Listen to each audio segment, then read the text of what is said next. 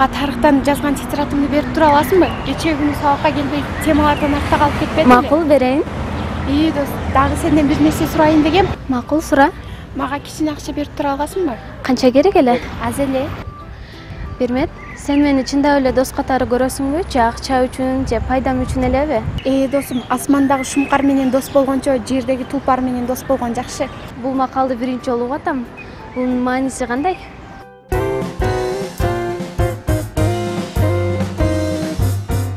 Асмандагы шумкар менен дос болгончо, жердеги тулпар менен дос бол деген макал бар элибизде. Бул деген сөз кайсы бир адамдын байлыгына, мансабына, бийлигине карап дос болсоң, сен аларга тең ата келе албайсың. Сен алардын байлыгына тең келем деп өзүңдүн кайсы бир беделиңди түшүрүп алышың мүмкүн да. Ошон үчүн сен өзүң теңдүү, сенин кадырыңа жеткен өзүңө теңдүү курдаштарың менен дос бол дегенди билдирет да. Эгерде өзүңөн бай, өзүңө мыкты чиреңген кишилер менен дос болсоң, сага төрдөн орун тийбей, улагада олтуруп чай куюп калышың мүмкүн деген бир ойлорду тыянактаган макал болуп чечмеленет.